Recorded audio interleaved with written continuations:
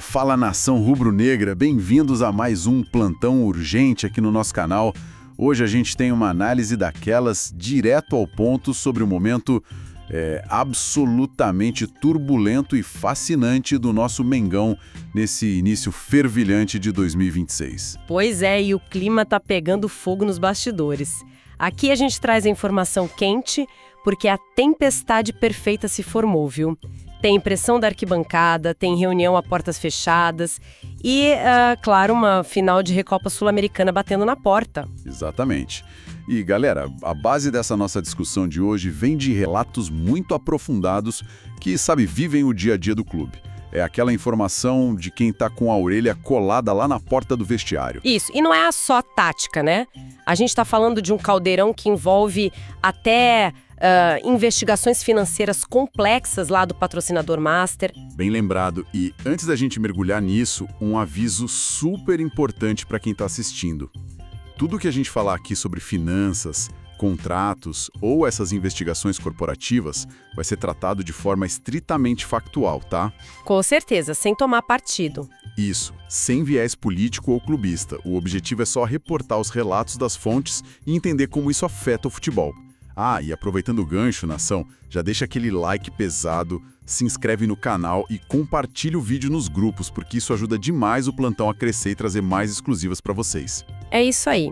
Bora pro que interessa, porque a urgência lá no Ninho do Urubu tá no vermelho piscante. Certo, vamos desempacotar isso. O Mengão perdeu o primeiro jogo da Recopa por 1-0 pro Lanús lá na Argentina. Agora precisa reverter no Maracanã com mais de 65 mil rubro-negros. E o clima azedou de vez no domingo com aquelas vaias contra o Madureira pelo Carioca, né? Azedou e não foi pouco. Para tentar estancar essa sangria, rolou uma reunião daquelas no sábado, a alta cúpula inteira estava lá. Quem exatamente? O presidente BAP, que já entrou com aquela promessa de choque de gestão, o diretor de futebol Boto, o Felipe Luiz e o elenco inteiro. O tom foi de cobrança muito dura. Mas falaram que teve um voto de confiança também, não teve? Teve, embalado num aviso bem claro. Tipo, acreditamos em vocês, mas a paciência acabou. E o diagnóstico principal que eles debateram lá dentro para essa queda de rendimento foi o período de férias. Férias. Mas, cara, todo time tira férias. Como é que um descanso engessa um elenco milionário a ponto de gerar crise logo em fevereiro? A questão é o tempo parado. Eles saíram dia 18 de dezembro e só voltaram dia 11 de janeiro. Para o nosso calendário, quase um mês parado é uma eternidade. O Felipe Luiz até admitiu isso. Que a galera voltou fora de forma. Totalmente assimétricos. Uns voltaram voando, outros muito abaixo. No futebol de alto rendimento, se você tem 3 caras num esquema tático que chegam tipo 1 segundo atrasados na bola, o sistema todo entra em colapso. Nossa, é como se metade do time tivesse de freio de mão puxado. E me disseram que o problema vai além do físico, que a cabeça também tá pesando. O que é fascinante aqui é ver como a fadiga física destrói a mente. Quando o ácido lático acumula, a primeira coisa que vai embora não é o passe, é a concentração. A expectativa era atropelar todo mundo desde o primeiro jogo, né? Sempre é. No Flamengo, a régua é lá em cima. Exato. E a realidade de um time pesado em campo gerou uma frustração interna bizarra. A diretoria viu uma nítida queda mental, o que explica aqueles apagões durante os jogos. Agora, aqui é que a coisa fica realmente interessante. Fiquei sabendo que a diretoria deu o recado, saiu da sala e a porta continua fechada. É a famosa reunião só de jogadores. Isso, sem presidente, sem Boto, sem Felipe Luiz. O que causou isso? Reunião exclusiva de elenco é sempre visceral, é divisor de águas. O estopim foi um choque de gerações pesadíssimo. A faísca foi alguns recém-chegados não entenderem o nível de exigência do Flamengo. Opa, me contaram de uma fala polêmica. Foi do Samuel Lino, né? Europa, e achou a cobrança da torcida exagerada. Nos bastidores, o argumento dele era que o time vem de 2 títulos, temporada no começo, a torcida não devia vaiar no primeiro tempo de estadual. É uma loucura pensar nisso. O cara chega no Mengão e acha que tem crédito na praça só pelo passado recente. Imagino que os líderes não deixaram barato. Mas não deixaram mesmo. Os veteranos intervieram na hora. Arrascaeta, Bruno Henrique, Danilo, Alexandro, eles tomaram as rédeas. O relato diz que o Arrascaeta deu um choque de realidade no Lino. O Arrascaeta, que é super calado? Ele mesmo. Precisou desenhar que no Flamengo o relógio zera no dia 1º de janeiro. Ele até comparou a exigência brutal do Flamengo com a do Real Madrid. O Real Madrid da América do Sul. Exatamente. Ele falou que no Atlético de Madrid o Simeone fica anos sem Champions e tudo bem. Na Gávea, a pressão é diária, é opressiva. Se conectarmos isso ao cenário maior, dá para entender o pavor desses líderes. É o fantasma da geração pós-2019 assombrando o ninho. Esse é o ponto-chave. O trama é real. 2019 foi mágico, mas depois teve desmanche, lesões crônicas do Rodrigo Caio, saídas do Pablo Mari, do Gerson e aquela perda da fome de vencer. Arrascaeta e Bruno Henrique viram isso corroer o time por dentro, né? Viram de perto. Então o pacto dessa reunião foi um grito de alerta. Não vamos deixar essa geração cair na armadilha da complacência. O recado tá dado. Mas na prática, pro jogo da Recopa, como isso se traduz? Falar é fácil, mas contra Lanús precisa de peça em campo. A resposta já tá no DM. O sacrifício físico ilustra a atitude. O volante Jorginho é o exemplo perfeito. Ele tá com lesão na coxa, não tá? Sim, moderada. Em condições normais estaria fora. Mas ele sabe o peso da liderança. Tá fazendo intensivo, 2 períodos de dor na academia só para estar à disposição. Ele quer chamar a responsa. Isso muda o jogo taticamente. E não é só ele que volta. Muda tudo. A volta dele, mais o Bruno Henrique recuperado do pubis e o Alexandro 100% fisicamente, dão opções muito mais cascudas para o Felipe Luiz furar a retranca do Lanús. Agora, tem um detalhe nos relatos que me deixou confuso. O Samuel Lino, que achou a torcida exagerada, parece ser o cara que está resolvendo no campo. Os números dele são bons. É o grande paradoxo do Flamengo hoje. Os números internos mostram que em 9 jogos, sendo só 3 como titular, ele tem 1 gol e é líder de assistências, com 3 passes diretos. Caramba! E em cruzamento? 30% de acerto, ele também tem 18 dribles certos e o Emerson Royal também tá numa curva de melhora defensiva, viu? Peraí, 30% de acerto em cruzamento.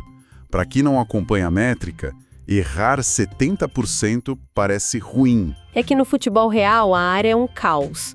Lateral no Brasil soa para chegar a 10%. Pular para 30% é um salto estratosférico, é nível europeu. A cada 10 bolas, 3 chegam limpas. Então o problema do Lino não é o pé, é calibrar a cabeça. Exatamente. A comissão não precisa ensinar ele a cruzar. Precisa blindar a mente dele para a pressão radioativa do Flamengo. Se ele alinha o talento com a fome do Arrascaeta, vira arma letal. Falando em arma letal, o mercado da bola não perdoa. Ouvi um boato fortíssimo do Dybala, 32 anos, oferecido de bandeja.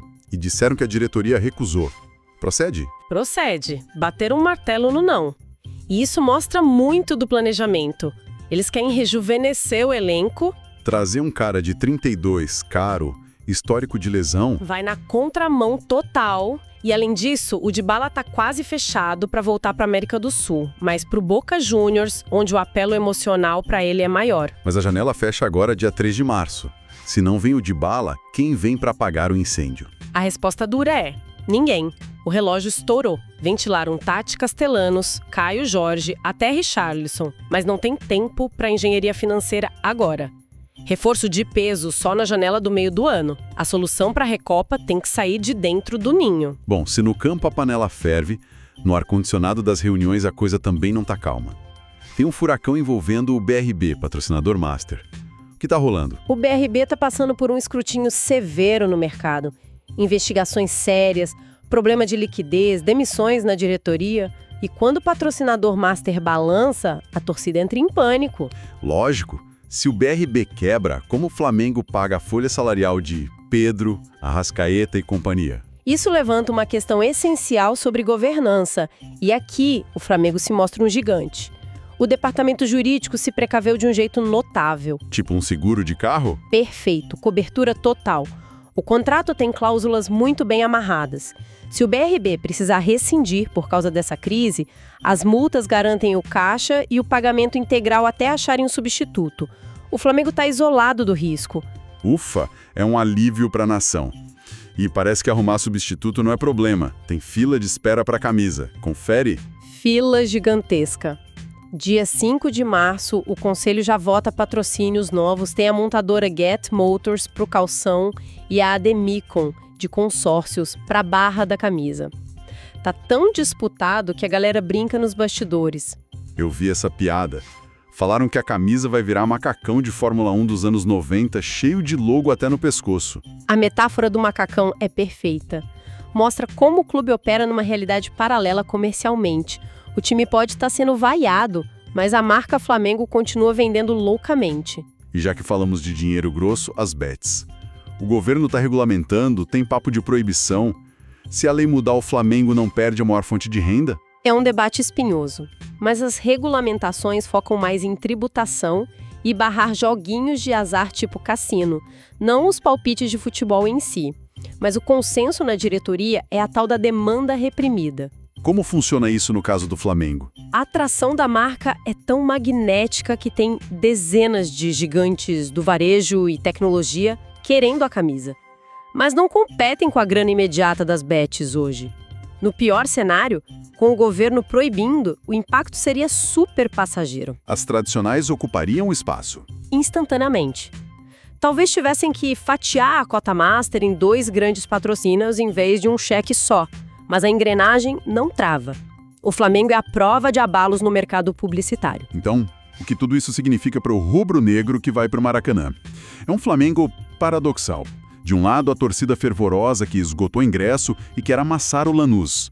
No meio, um elenco com recém-chegados tentando entender a pressão e veteranos lutando para manter a fome de 2019 viva. E por cima disso tudo, uma máquina bilionária, blindada de crises de banco e do governo, rodando solta. O que a gente vê hoje é que chegar ao topo é catártico, mas manter o sucesso ano após ano, gerenciando ego e cansaço mental, é infinitamente mais difícil.